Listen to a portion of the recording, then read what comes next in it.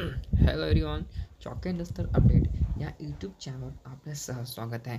विद्यार्थी मित्रांनो, आपण जर आपल्या यूट्यूब चॅनल नवीन असाल तर यूट्यूब चॅनलला सबस्क्राईब करा. महाराष्ट्र शासनाचे एक पत्र निर्गमित झाले आहे. त्या कोणत्या संदर्भात आहे, काय विषय आहे, आपण सविस्तर जाणून घेऊया. तरी आपण जर नवीन असाल तर आपल्या चॅनलला सबस्क्राईब करायला विसरू नका.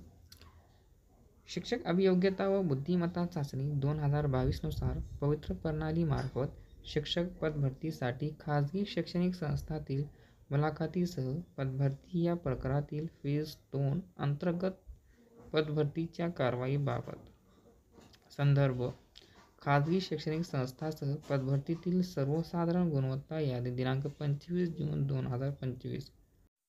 राज्यातील सर्व स्थानिक स्वराज्य संस्थांच्या व खाजगी व्यवस्थापनामधील शिक्षक पदभरतीकरिता प्राप्त रिक्त पदावर शिक्षक अभियोग्यता व बुद्धिमत्ता चाचणी 2022 नुसार पवित्र प्रणालीमार्फत शिक्षक पदभरतीची कारवाई अंतिम टप्प्यावर आहे. याकरिता उमेदवारांनी स्वप्रमाणपत्रात नोंदविलेल्या माहितीनुसार व त्यांनी टप्पा 2 अंतर्गत दिलेल्या प्राधान्यक्रमावर गुणवत्तेनुसार उमेदवारांची मुलाखतीसह पदभरती या प्रकारातील सर्वसाधारण गुणवत्ता यादी दिनांक 25 जून 2025 रोजी पवित्र पोर्टलवर प्रसिद्ध करण्यात आली आहे व सदर यादी सर्व संबंधित संस्थांच्या व शिक्षणाधिकारी उपसंचालक यांच्या लॉगिनवर देखील उपलब्ध करून देण्यात आली आहे.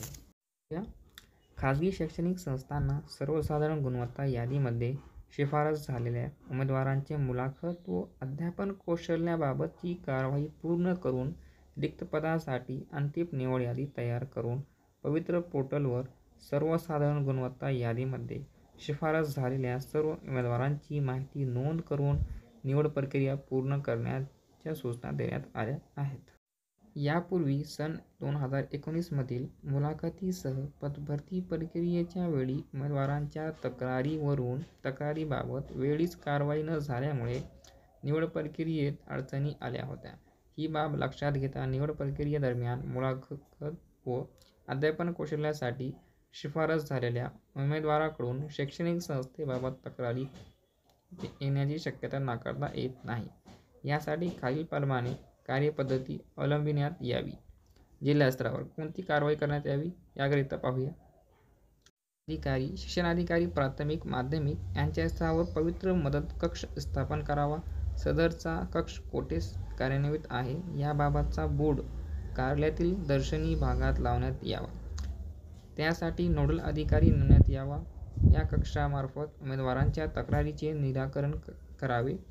उमेदवारांच्या तक्रारी पवित्र मदत कक्षाने स्वीकारून उमेदवारांना कार्यालयाच्या आवकमध्ये नोंद करून घ्यावी व सदर उमेदवाराच्या तक्रारीची स्वतंत्र नोंदवही ठेवण्यात यावी.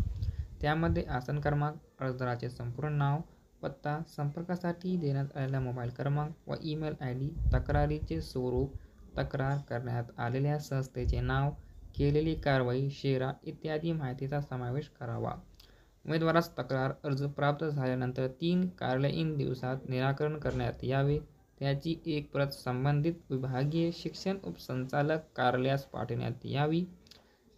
विभागीय शिक्षण उपसंचालक स्तर व नमूद केल्यानुसार विभागीय शिक्षण उपसंचालक कार्यालयस्तरावर त्यांच्या विभागातील शैक्षणिक संस्थांकरिता शिफारस झालेल्या उमेदवारांच्या बाबतीत संबंधित शिक्षण अधिकारी प्राथमिक व माध्यमिक यांच्या स्तरावर निराकरण समाधान न झाल्यास उमेदवार विभागीय शिक्षण उपसंचालक यांच्याकडे अपील दाखल करतील.